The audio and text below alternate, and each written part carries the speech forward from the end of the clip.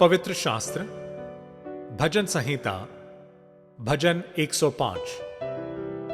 यहोवा का धन्यवाद करो, उससे प्रार्थना करो, देश देश के लोगों में उसके कामों का प्रचार करो। उसके लिए गीत गाओ, उसके लिए भजन गाओ, उसके सब आश्चर्य कर्मों पर ध्यान करो, उसके पवित्र नाम की बड़ाई करो। यहोवा के खोजियों का हृदय आनंदित हो।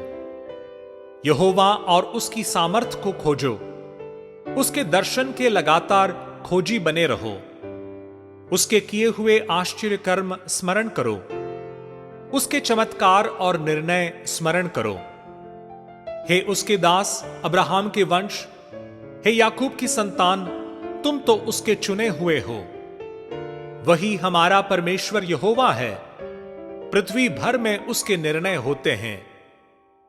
वह अपनी वाचा को सदा स्मरण रखता आया है। यह वही वचन है जो उसने 1000 पीढ़ियों के लिए ठहराया है।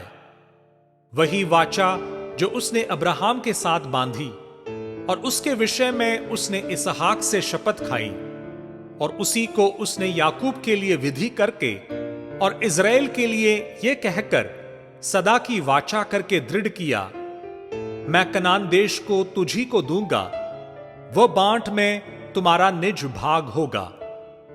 उस समय तो वे गिनती में थोड़े थे, वरन बहुत ही थोड़े, और उस देश में परदेशी थे। वे एक जाति से दूसरी जाति में और एक राज्य से दूसरे राज्य में फिरते रहे, परंतु उसने किसी मनुष्य को उन पर अंधेर करने न दिया, और वो राजाओं को उनके निमित्त यह धमकी देता था, मेरे अभिषिक्तों को मत छुओ और न मेरे नबियों की हानि करो। फिर उसने उस देश में अकाल भेजा और अन्न के सब आधार को दूर कर दिया। उसने यूसुफ नामक एक पुरुष को उनसे पहले भेजा था, जो दास होने के लिए बेचा गया था। लोगों ने उसके पैरों में बेड़ियां डालकर उसे दुख दिया। वह लोहे की सांकलों से जकड़ा गया। जब तक कि उसकी बात पूरी न हुई, तब तक यहोवा का वचन उसे कसौटी पर कसता रहा। तब राजा ने दूत भेजकर उसे निकलवा लिया, और देश देश के लोगों के स्वामी ने उसके बंधन खुलवाए। उसने उसको अपने भवन का प्रधान और अपनी पूरी संपत्ति का अधिकारी ठहराया, कि वह उसके हाकिमों को अपनी इच्छा के अनुसार कैद करें और पुरनियों को ज्ञान सिखाएं। फिर इज़राइल मिस्र में आया और याकूब हाम के देश में परदेशी रहा।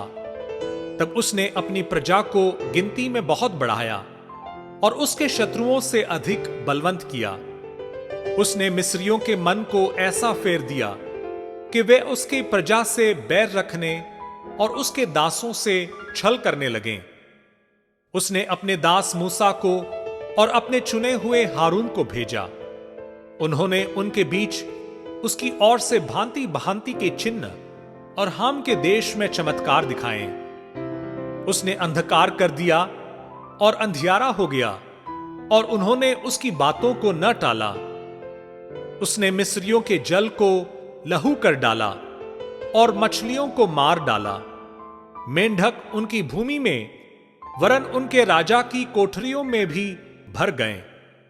उसने आज्ञा दी, तब डांस आ गए, और उनके सारे देश में कुटकियां आ गईं। उसने उनके लिए जल वृष्टि के बदले ओले और उनके देश में धधकती आग बरसाई। उसने उनकी दाखलताओं और अंजीर के वृक्षों को वरन उनके देश के सब पेड़ों को तोड़ डाला। उसने आज्ञा दी, तब अनगिनत टिड्डियां और कीड़े आए, और उन्होंने उनके देश के सब अन्न आदि को खा डाला, और उनकी भूमि के सब फलों को चट कर गए। उसने उनके देश के सब पहलोठों को, उनके पौरुष के सब पहले फल को नष्ट किया। तब वह इज़राइल को सोना चांदी दिलाकर निकाल लाया, और उनमें से कोई निर्बल न था। उनके जाने से मिस्री आनंदित हुए, क्योंकि उनका डर उनमें समा गया था। उसने छाया के लिए बादल फैलाया और रात को प्रकाश देने के लिए आग प्रकट की। उन्होंने मांगा, तब उसने बटेरें पहुंचाई और उनको स्वर्गीय भोजन से तृप्त किया। उसने चट्टान फाड़ी, तब पानी बह निकला और निर्जल भूमि पर नदी बहने लगी, क्योंकि उसने अपने पवित्र वचन और अपने दास अब्राहम को स्मरण किया। वो अपनी प्रजा को हर्षित करके और अपने चुने हुओं से जय जयकार करा के निकाल लाया और उनको जाति जाति के देश दिए, और वे अन्य लोगों के श्रम के फल के अधिकारी किए गए कि वे उसकी विधियों को माने और उसकी व्यवस्था को पूरी करें।